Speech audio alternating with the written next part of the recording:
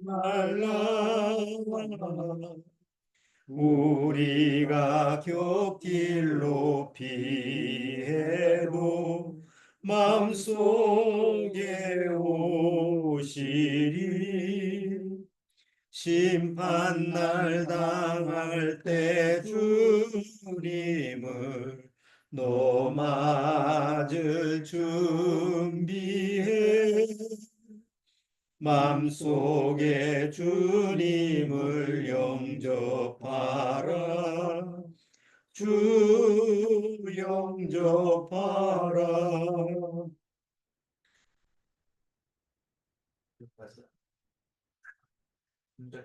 아, 3절까지 밖에 안 왔나? 319장 319장 4절 마저 부르고. 오늘 이서방 왔나? 이서방.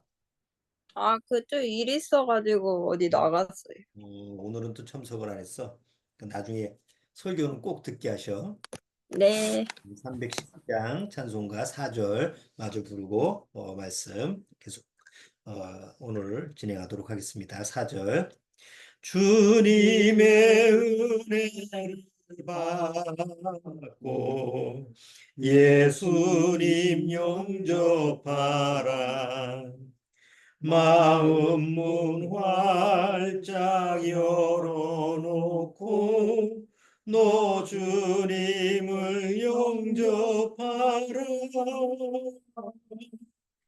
피하지 말라. 피하지 말라.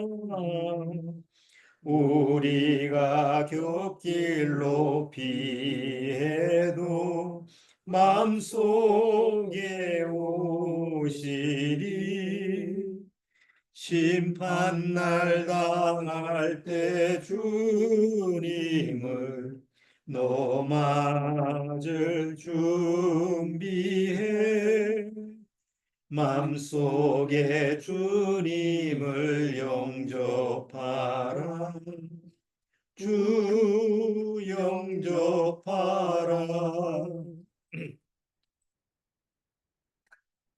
오늘 구원에 관련된 수양의 준비를 우리가 5번째 시간을 지금 갖고 있습니다. 벌써 구원에 관련된 그 설교를 4번 하고 오늘이 5번째입니다. 빨리빨리 진행이 되는 것 같죠? 자, 또 금방 여름 수련회가 또 닥치게 되죠. 어쨌든 준비를 기도하면서 우리가 준비를 잘 해주시고 또 우리 주위에 구원받아야 될 심령이 있으면 꼭 계속 말씀을 순서대로 잘 듣게 하셨으면 좋겠어요. 자, 오늘은 5번째에서 지난주에는 그럼 구원을 어떻게 받을 수 있느냐. 그래서 니고데모에 대한 예를 들어서 예수님이 물과 성령으로 거듭날 수 있다. 물과 성령이라는 것은 물은 성경에서 하나님의 말씀을 뜻하고 성령은 하나님의 영이죠. 그래서 하나님의 영이 의사가 돼서 내 영혼을 고치는 의사가 되셔서 그 성령님이 메스 칼을 말씀이라는 칼을 좌우의 날선 어떤 것보다 예리하는 게 하나님의 말씀이라고 그랬죠. 그 메스로 우리 영혼을 수술을 해서 내 안에 있는 더럽고 아주 부패하고 썩은 그 마음을 제하여 버리고 그리고 거짓된 사단의 영을 제하여 버리고 하나님의 영, 새 영과 새 마음을 넣어주시는 그것이 바로 하나님의 구원을 받는 방법이라고 했어요. 자, 그러면 내가 중환자가 돼서 의사한테 수술을 받으려면 환자가 갖춰야 될 자세가 있죠. 환자가 알아야 될 게 있죠. 그래서 뭐 여러분들 병원에 혹 가보신 그 경험이 있는 분들은 뭐 수술을 큰 수술을 앞두고 있는 분들은 의사가 그냥 무조건 수술하는 게 아니잖아요. 환자와 환자 가족들을 불러다가 앞으로 이렇게 이렇게 수술이 진행될 겁니다. 반드시 환자는 이러한 것을 꼭 미리 알아야 되고 환자 가족들도 이런 수술에 대비해서 이러한 내용을 좀 알고 있어야 된다. 뭐 죽을 수도 있다 수술하면서 뭐 이렇게 이제 얘기를 하잖아요. 마찬가지로 성경을 통해서 내가 영혼에 대한 수술을 받으려면 환자로서 영혼의 고침을 받아야 되는 그런 환자로서 반드시 알아야 될 것들이 있어요. 그 알아야 될 것을 성경을 통해서 미리 알아야만이 내 안에서 구원의 문제가 해결됩니다. 그래서 오늘서부터는 반드시 구원을 받기 위해서 내가 반드시 알아야 될 것들이 무엇이냐 이런 부분을 하나씩 하나씩 한번 어, 살펴보도록 하겠습니다. 우선 첫 번째 오늘 구원받기 위해서 반드시 알아야 될 것 중에서 첫 번째가 뭐냐면 하나님의 말씀이 나를 구원시키는 거예요. 다른 것이 나를 구원시키는 게 아니고, 뭐 세상에서는 물에 빠지면 뭐 구조도구가 있잖아요. 뭐 소방대원이 불이 난 화재 난 그 장소에서 뭔가 나를 살려줄 뭐 산소 마스크라든가 이런 구명 장비를 가져와서 나를 살리는 것처럼 하나님은 나를 살리시는데 어떻게 살리느냐? 오직 하나님의 말씀으로 살립니다. 이거를 먼저 분명히 하셔야 돼요. 말씀으로 나를 살리는 거지. 어떤 내 감정이나 아니면 내 의지나 뭐, 아니면 세상에 뭐, 하여튼 세상적인 방법, 세상적인 어떤 세상 말도 절대로 나를 구원시킬 수가 없어요. 오직 성경에서 하나님의 말씀만이 나를 거듭나게 해요. 나를 낳게 해요. 그래서 먼저 거듭난 분은 진짜 거듭난 사람은 하나님의 말씀이 아주 특별해요. 구원받지 못한 사람하고 구원받은 사람하고 하나님의 말씀에 대하는 자세가 달라요. 아무리 뭐 목사고 신학 박사를 할지라도 지식적으로는 하나님 말씀을 귀하게 여기고 자기가 아는 하나님의 말씀을 아주 가치 있게 여길지 모르지만 정말 세상에서 무지한 그런 사람이라 할지라도 하나님의 말씀을 생각하는 부분에 대해서는 차원이 달라요. 우리 저 박장로님이 쓰신 그 여러 가지 글 중에서 그 메모한 것을 제가 책으로 하나씩 해서 여러분들한테 나눠드렸잖아요. 세상적으로 봤을 때는 뭐, 세상에 뭐 박사나 뭐 아니면 세상에 아주 그냥 지식이 뛰어난 사람하고 비교하면 우리 박장로님의 지식으로 보면 비교가 안 되죠. 세상 차원에서는. 그러나 박장로님이 쓰신 글을 여러분들이 책을 한번 보시면 아시겠지만 얼마만큼 하나님의 말씀을 특별하게 생각했는지, 얼마만큼 하나님의 사랑을 사랑했는지, 그래서 이렇게 글을 보면 알 수가 있잖아요. 그러니까 이거는 이론적으로 이렇게 아는 게 아니고 마음으로 아는 거예요. 아무리 세상에서 뭐 지식이 없고 아니면 세상 경험이 없고 세상 사람들이 하찮게 여겨도 구원받은 사람은 하나님의 말씀에 대한 아주 특별한 사랑. 아, 성경책을 사랑하는 게 아니에요. 보통 그 교회 나가는 사람들은 하나님의 말씀은 관심이 없는데도 성경책은 굉장히 귀하게 여겨요. 그래서 대개 교회 목사님이나 장로님들은 항상 가슴에 품고 이렇게 다니죠. 걸어 다닐 때나 이렇게 할 때. 보통 평신도들은 이 들고 이렇게 왔다리 갔다리 흔들면서 다녀도 아주 교회에서 장로님 이상급 집사님들 보면 항상 가슴에 탁 이렇게 품고 다녀요. 성경책을 사랑하는 것이 하나님의 말씀을 사랑하는 거하고 좀 차원이 달라요. 그렇죠? 성경책 애들이 이렇게 성경책 놓고 있었는데 딱 밟고 지나가면 막 난리가 나죠. 여름에 너무 더울 때는 저는 성경책을 베고 자요. 이게 이것처럼 시원한 게 없어. 성경책 자체가 어떤 이 물질 자체가 나의 사랑의 대상이 아니고 구원받은 이후에는 하나님의 말씀이 나에게 새 생명을 주셨다는 사실이 너무 귀하고 가치 있어서 성경책에 기록된 하나님의 말씀을 사랑하는 거예요. 그래서 구원받은 사람만이 이런 경험을 할 수가 있고 또 이런 마음을 가지고 있죠. 아마 구원받으신 분들은 제가 지금 드리는 말씀을 공감할 줄 알아요. 제가 그래서 성경에서는 하나님의 말씀이 나를 거듭나게 했다. 하나님의 말씀이 나를 구원받게 했다라는 것이 가장 첫 번째 구원받기 위해서 알아야 될 사실이에요. 그걸 모르기 때문에 구원을 받을 수가 없는 거예요.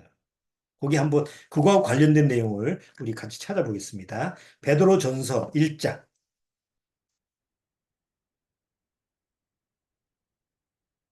베드로전서 1장.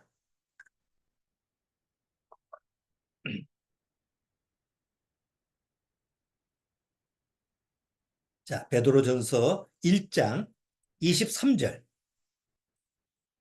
1장 23절 같이 한번 읽어보겠습니다. 너희가 거듭난 것이 썩어질 씨로 된 것이 아니요 썩지 아니할 씨로 된 것이니 하나님의 살아있고 항상 있는 말씀으로 거듭난 것이 뭐로 돼 있다고요? 하나님의 말씀으로 돼 있다고 그랬죠. 교회 나가서 된 게 아닙니다. 목사님이 상담해서 그렇게 된 게 아니에요. 그게 다 필요한 과정이긴 하지만 가장 중요한 핵심은 내가 반드시 구원받기 위해서 알아야 될 것은 하나님의 말씀이 나를 거듭나게 한다는 거예요. 자, 또 다른 데 한번 찾아볼까요? 야고보서 1장. 베드로전서 앞에. 베드로전서 그 앞쪽으로 보면 야고보서 1장을 보세요. 자, 야고보서 1장 18절. 자, 야고보서 1장 18절. 자, 찾으셨으면 그것도 같이 한번 읽어보죠. 그가 그 조물 중에 우리로 한 천 열매가 되게 하시려고 자기의 뜻을 쫓아 그다음 뭐라고 돼 있죠? 진리의 말씀으로 나를 낳으셨느니라. 부모님은 나를 어떻게 낳았어요? 부모님 몸으로 낳잖아요. 엄마 뱃속에서 내가 나왔잖아요. 니고데모가 그러잖아요. 아니 거듭나려면 내가 또 엄마 뱃속에 들어갔다 나와야 됩니까? 왜? 다시 태어난다라는 것. 태어난다라는 것 우리가 육신의 과정으로 보면 엄마 뱃속에서 나와야 되는 거죠. 그런데 하나님이 다시 나를 거듭나게 하는 것은 육이 아니고 영으로 하는 거기 때문에 오직 진리의 말씀으로 나를 낳으셨느니라. 그래서 요한복음 1장, 요한복음 1장 1절을 한번 보세요.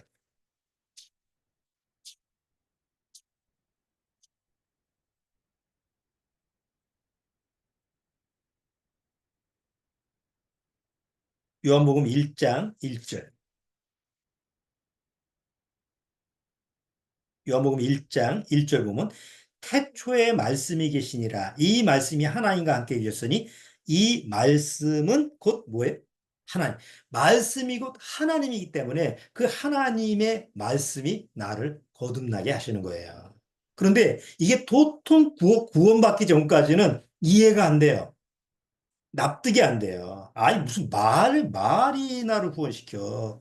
뭐 하나님의 말씀이 어떻게 나를 구원시킬 수 있어.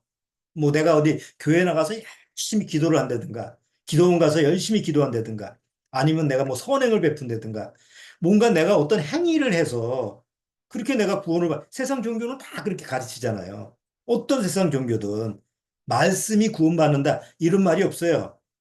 불교에서도 그냥 뭐 부처님 말씀 중요하지. 그지만 그거는 부처님 말씀이라는 것은 내 생명을 건지는 게 아니에요. 그냥 세상 살기 위해서 마치 교육적인, 도덕적인 이런 쪽의 차원이지. 그렇죠? 마호메트 말씀도 마찬가지고 세상 뭐 4대 성인이라는 소크라테스 공자 이런 세상의 성인들이라고 하는 말씀이 구원시킨다는 말은 없어요. 그런데 오직 성경에서 하나님의 말씀이 나를 구원시킨다. 그래서 사람들이 이게 납득이 안 되는 거예요. 무슨 말이 나를 구원시켜. 근데 좀 쉽게 예를 들어서 세상 예를 좀 한번 들어볼게요. 어, 어떤 젊은인데, 어, 사형수가 됐어요. 보면 살인을 저질러가지고 사형수가 돼서, 이제 재판관 앞에서 최후 진술을 해요. 그래서, 재판장이 자, 최후 진술을 들어보겠습니다. 그래서 이제 그 살인자 보고, 그래, 할 말 없냐? 그 젊은 사람이 자기 어릴 때서부터의 얘기를 쭉 하는 거예요. 내가 초등학교 2학년 때 정말 집이 찢어지게 가난했는데 학교에서 미술 시간에 크레파스를 가져와 이 그리 그저 도화지에다가 그림을 그려야 되니까 도화지하고 크레파스를 준비해 오라 선생님이 그렇게 얘기했는데 집에서 뭐 너무 가난하니까 준비를 못했습니다. 근데 몇 번 뭐 선생님 말을 어기고 안 가져가니까 선생님이 나중에는 화가 나셔가지고 손바닥 떼라고 그래서 손바닥을 때리면서 야, 이 녀석아 훔쳐서라도 가져와야지. 어? 그때서부터 내가 도둑질을 시작했습니다. 그리고 나중에 조폭에 들어가서 보스까지 하게 되고 그리고 또 그래서 그렇게 생활하다 보니까 여기저기 휘말려가지고 살인까지 하게 돼서 내가 지금 사형수가 됐습니다. 뭐 그 사람의 변명일 수도 있지만 그 젊은 사람이 그 말 한마디가 그 사람의 인생을 어떻게 하는 거예요? 송두리째 바꾼 거예요. 그렇잖아요? 미국의 어떤 그 초등학생 아이도 좋은 예가 될 것 같아요. 그게 우리나라는 뭐죠? 이게 입이 이렇게 찢어져 가지고 이렇게 좀 이게 선천성 국의 이게 증세인데 여기 우리나라는 뭐라 그러죠? 여기가 째보라고 그러죠. 그래서 막 놀리죠. 여기가 이렇게 찢어져 가지고 입이 붙어 가지고 그래서 지금은 수술이 잘 되지만 옛날에는 그게 수술이 안 돼 있었어요.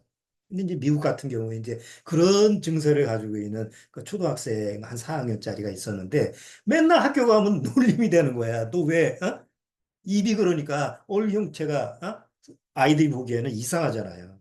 그래서 왕따가 되고 놀림감이 되고 아주 자존감이 낮은 여자아이가 되는 게 정말 마음에서 죽고 싶은 그런 정도의 그런 마음 상태로 살고 있었는데 아마 우리나라도 그렇지만 학교에 보면 시력 검사, 청력 검사 이런 거 1년에 한 번씩 하잖아요. 그 청력 검사를 아마 1년에 한 번씩 하는 거예요. 그래서 청력 검사를 하는데 그 당시엔 청력 검사가 뭐 이렇게 뭐에다 대고 이런 게 아니고 기회가 없으니까 선생님이 귀에다가 이제 조그맣게 얘기를 해주는 거야. 아이들 하나씩 나와서 청력 검사. 자, 내가 너한테 속삭이는 말을 이렇게 뭐야 얘기해라. 이렇게 하는 거예요. 그래서 애들 오면은, 야, 오늘 하늘이 파랗구나. 그러면 이제 애가 그거 듣고, 아, 오늘 하늘이 파랗습니다. 너 통과. 두 번째한테, 너 오늘 드레스가 굉장히 예쁘네. 오늘 내 드레스가 예쁩니다. 이제 그 애기, 저기, 선천성으로, 이 째보, 우리나라 말로 그 아이가 왔어요. 그 선생님이, 야, 너는 내 딸 했으면 너무나 좋겠어. 어떻게 했어요? 그 말을. 그 아이가 들었을 때 그 인생이 바뀌었어요. 그래서 나중에 훌륭한 언어 치료사가 됐어요. 세상 말도 말 한마디에 우리나라에도 말 한마디에 뭘 갚는다고? 천냥빚을 갚는다고 그러죠. 우리가 맨날 듣는 말이야. 어른 말을 들으면 자다가 떡이 생긴다고. 우리가 세상에서도 말 한마디가 우리 말 한마디가 어떤 사람의 인생을 좌지우지하잖아. 그럼 하나님의 말씀, 살아계신 하나님의 말씀은 오죽하겠냐고요. 그러니까 우리가 구원받은 이후에는 하나님의 말씀이 나를 이렇게 구원시켰구나.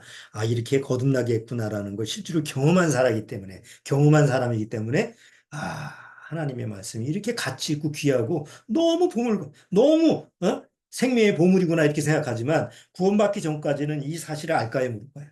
모르는 거예요. 그런 말을 들어본 적이 없기 때문에. 그래서 하나님의 말씀, 아까처럼 세상 말을 한마디 들어서 어떤 인생은 어? 너 훔쳐서라도 가져와야지. 그 말 한마디에 그 인생이 나중에 사형수까지 되고 네가 내 딸이 되었으면 너무 좋겠다. 이 말 한마디에 자기 인생이 바뀌어서 훌륭한 사람이 되고 그러니까 세상 말도 말 한마디에 그렇게 인생을 송두리째 바꾼다고 한다면 하나님의 말씀 한마디가 하나님의 말씀이 내 인생을 바꾸는 게 뭐가 어렵겠냐 이거죠. 그렇죠? 그래서 우리 먼저 구원받은 신명들 보면 자기 구원받은 말씀을 가지고 있잖아요, 하나씩. 꼭 그 말씀이 나를 구원시켰다라고는 안 그래도 정말 뭐 저도 로마서 8장 있죠. 그러므로 이제 그리스도 예수 안에 있는 자에게는 결코 정죄함이 없나니 이는 그리스도 안에 있는 생명의 성령의 법이 죄와 사망의 법에서 너를 해방했습니다. 저는 그 말씀이 나를 살렸어요. 순식간에 그 말씀이 내 인생이 이렇게 바뀌었네?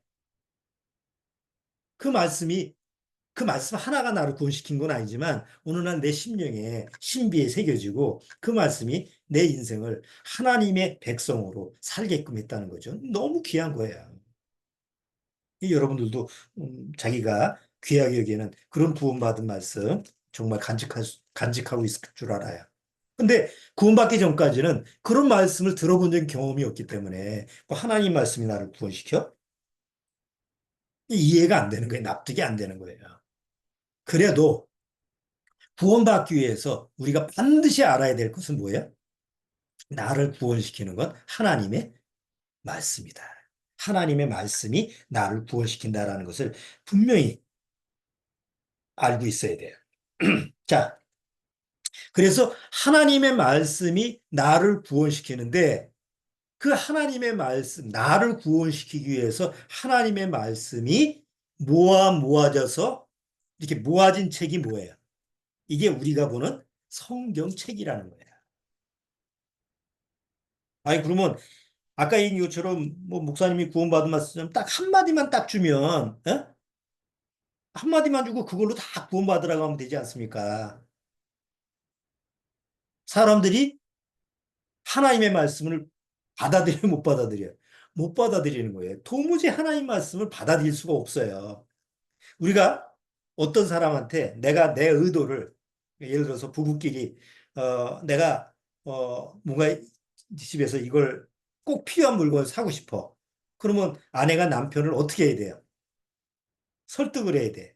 또 뭐 아내가 남편이 이거 사고 싶은데 아내를 설득해야 돼. 그러면 야, 나 이거 필요하니까 하나 살 거야? 이렇게 일방적으로 얘기하지 않고 거기에 대해서 왜 필요한지, 왜 사야 되는지, 또 이걸 살 수 있는지 없는지, 뭐가 준비가 이런 전체적인 설명을 우리가 하잖아요. 그렇죠? 우리가 아이들한테도 뭐 요즘 뭐 옛날 같으면 윽박지르고 해 마라 이렇게 하지만 요즘 부모들은 그 텔레비전에 보니까 뭐 이리저리 설명을 잘하더라고. 이 젊은 부모들은. 우리가 다른 사람을 설득할 때 여러 가지 상황을 설득하잖아요. 어떤 목적을 위해서 한다면. 하나님이 우리를 구원받게 하기 위해서 성경책을 이렇게 요 정도로 책 한 권으로 모아놓으신 것도 은혜예요. 이게 백과사전이고 도서관에 가서 수천 수만 권의 그런 책을 주고 야, 너 거기 통해서 구원받으라 그러면 누가 구원받겠어요? 질려가지고. 이거 한 권도 세상에 이걸 어떻게 읽으라고 이걸 어디 이걸 통해서 어떻게 구원받으라고 사람들이 기가 질리는데 그렇잖아요? 그런데 하나님은 딱 성경 요 정도 책 하나 가지고 우리를 완벽하게 100% 구원시킬 수 있는 그런 말씀으로 딱 정해주신 게 성경 66권이에요. 왜 66권이냐? 하나님이 정하셔서 66권이 된 거예요. 그것도 구약은 39권, 신약은 27권. 외우기 쉬우라고. 39, 27. 신경 쓰지 않고 구구단만 외우면 아, 성경은 66권으로 되어 있구나. 이렇게 쉽게 받아들이게끔 하나님의 말씀이 기록된 책이 성경 책이에요. 자, 그래서 예수님이 이 세상에 오셨을 때도 무엇으로 구원받느냐? 영원한 생명을 어디서 얻느냐? 오직 하나님의 말씀이 기록되고 그렇게 모아진 이 성경책에서만 성경을 구원을 받고 거듭나서 영생을 얻을 수 있다고 딱 이렇게 정해놨어요. 불교 경전에도 안 되고 유교 경전도 안 되고 마음에 어떤 세상의 종교 경전도 필요가 없어. 거기선 구원을 못 줘. 근데 오직 하나님의 말씀이 보존되고 이렇게 모아진 성경책에서만 구원받을 수 있다. 이렇게 딱 명시를 해놓은 거예요. 물론 뭐 믿거나 말거나죠. 어? 안 믿는 사람 입장에서는. 자, 요한복음 5장 39절 보시죠.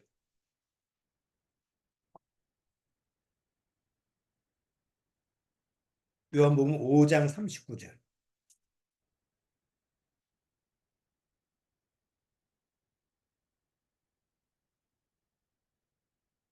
자, 요한복음 5장 39절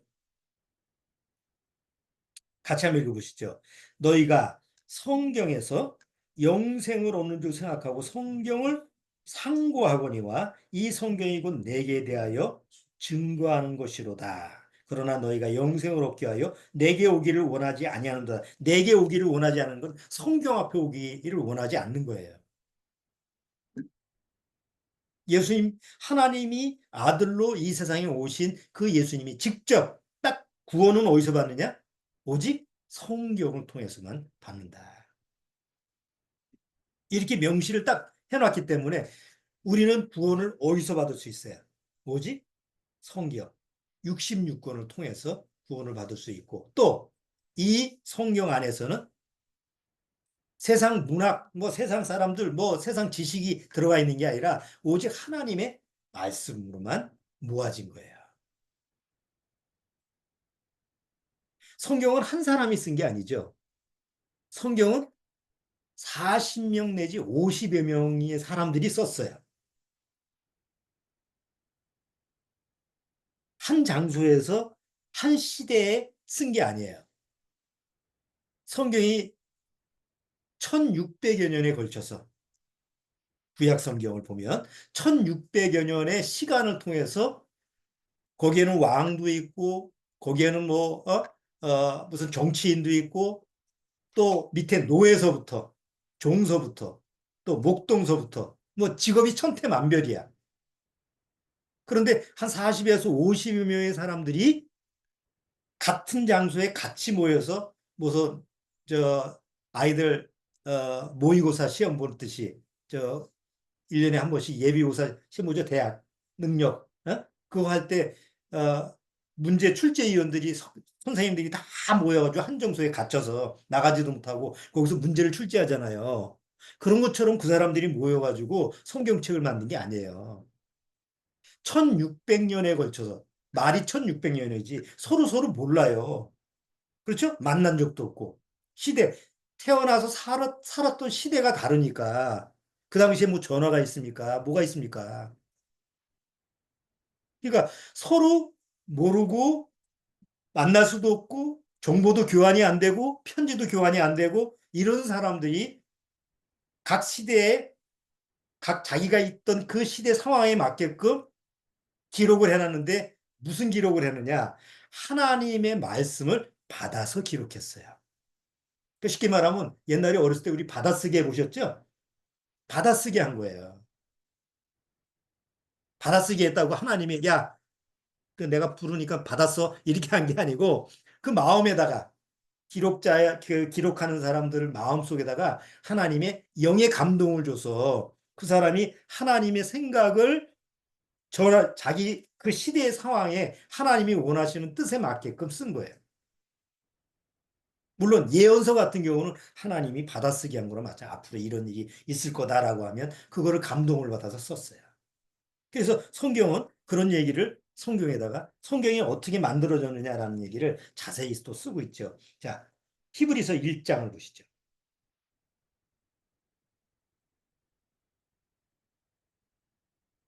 히브리서 1장.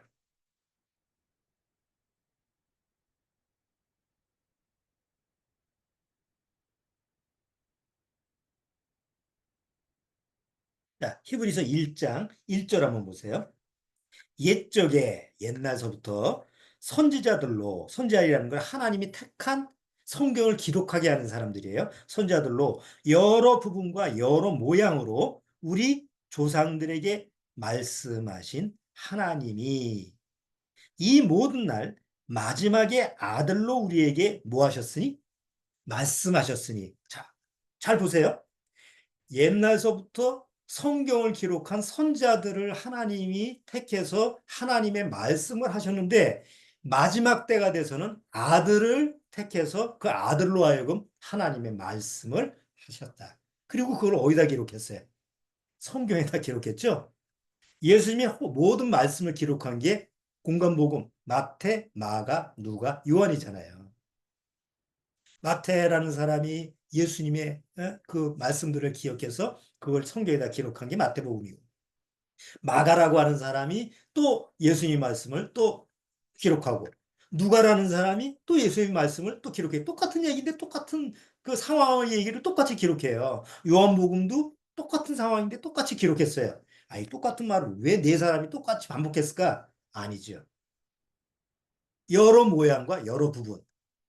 마태복음이라는 것은 예수님이 왕으로 오신 분의 초점에 맞춰서 예수님의 말씀을 기록했어요. 아, 그래서 예수님이 왕으로 오셨구나.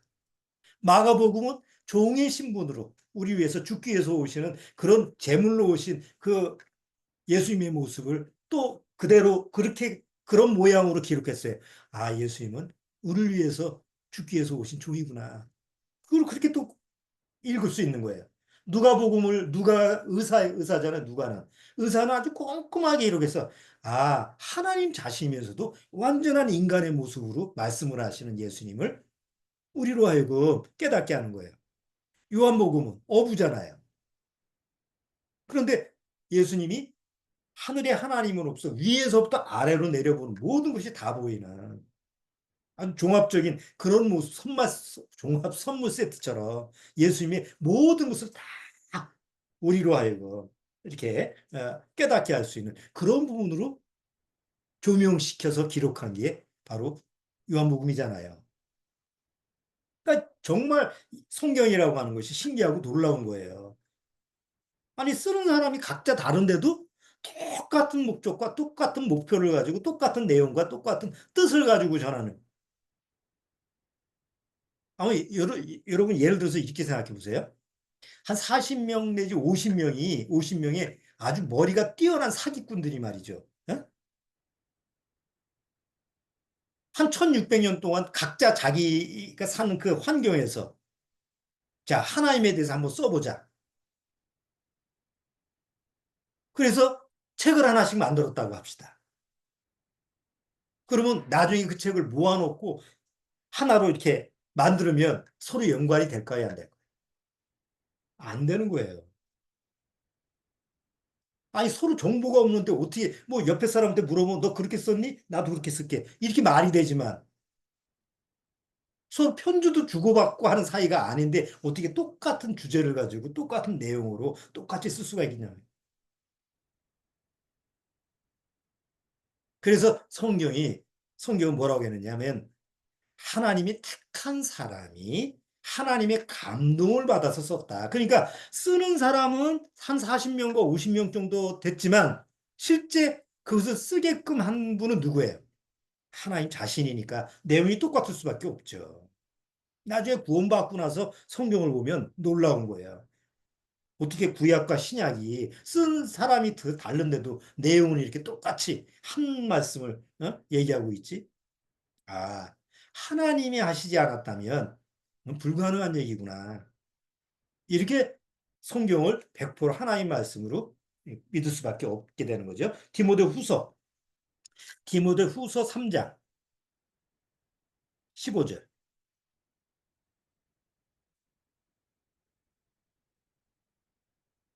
자, 디모데후서 3장 15절 보세요.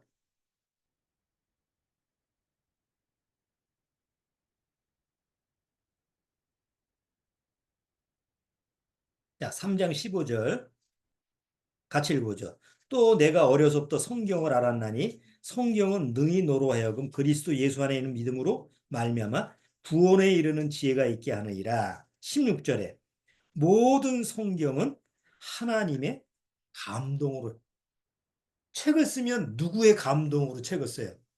아, 내 감동으로 써야지. 그쵸? 내가 소설을 쓰든지 시를 쓰든지 예? 뭐 수필을 쓰든지 내 감동으로 써야 되잖아요. 근데 성경은 하나님의 감동으로 썼기 때문에 한 40명과 50여 명이 기록자가 있다 하더라도 그들은 그들 생각을 기록한 게 아니라 하나님의 생각을 그들한테 놓아줘서 하나님의 생각을 쓴 거예요. 하나님의 뜻을 쓴 거예요. 하나님의 의지를 쓰고 하나님의 계획을 기록한 거예요. 자, 그래서 베드로 후서 그 뒤에 쭉 베드로 후서를 보면 베드로 후서 1장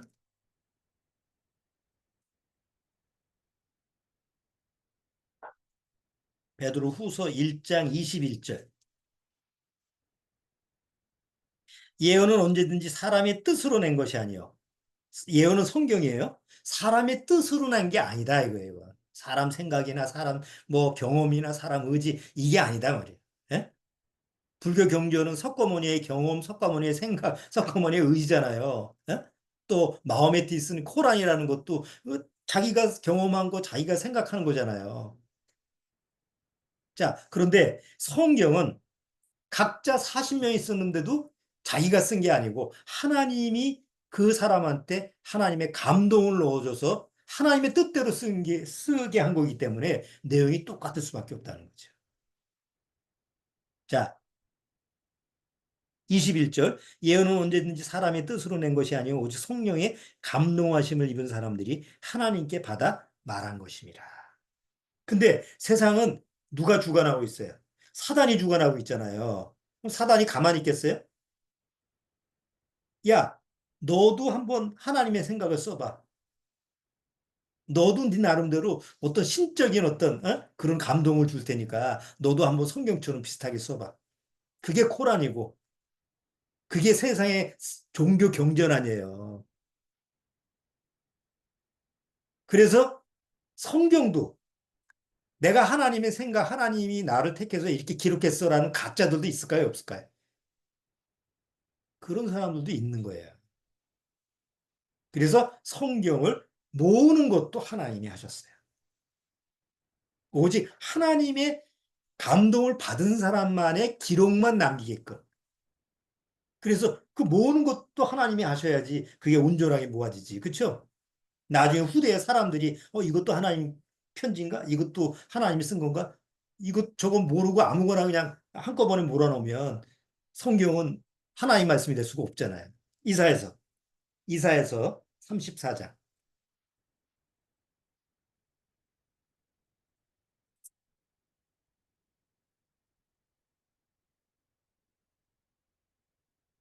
이사에서 34장 16절.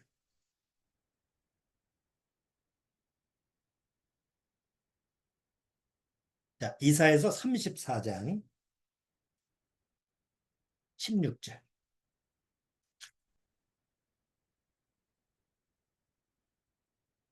자, 찾으셨으면 16절도 같이 읽어보죠. 너희는 여호와의 책을 자세히 읽어보라. 이것들이 하나도 빠진 것이 없고 하나도 그 짝이 없는 것이 없으리니 이는 여호와의 입이 이를 명하셨고 그의 신이 이것들을 모으셨습니다. 짧은 시간이기 때문에 제가 설명을 못 드리는데 이스라엘 그 역사 속에서 성경을 그 옛날에는 지금처럼 이렇게 종이가 없었던 시절에 이 성경이 기록돼 있었잖아요. 주로 그 당시에는 파피루스라고 하는 그런 나무 잎사귀, 이집트의 나일강에 있는 그런 나무 잎사귀를 해서 파피루스라는 걸 만들어서 책을 만들었죠. 아니면 양의 가죽, 소, 가죽을 통해서 가죽은 오래 가니까 주로 가죽을 선호했다고 그래요. 자, 그래서 그런 데에다가 성경을 기록하는 거예요. 근데 성경이 하나님의 말씀이 모아져야 되는데 이게 뭐 한 개만 있으면 안 되잖아요. 그래서 인쇄를 할 때 우리가 뭐 100권, 200권 하듯이 성경도 필사를 해야 되는 거예요.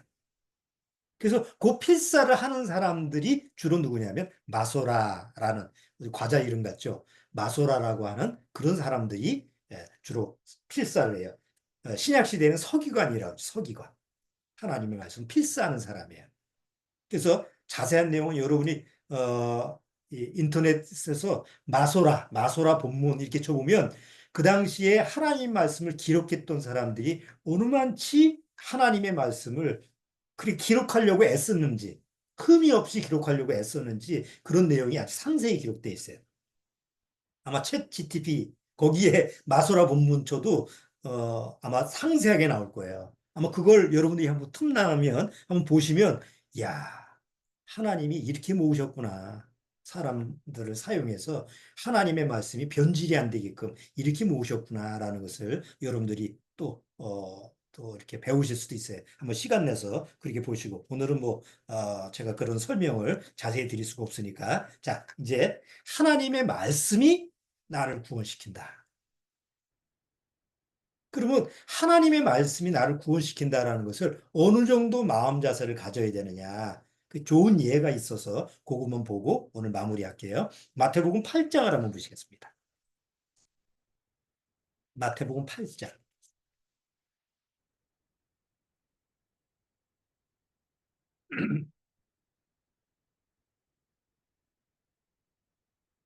자, 마태복음 8장 1절.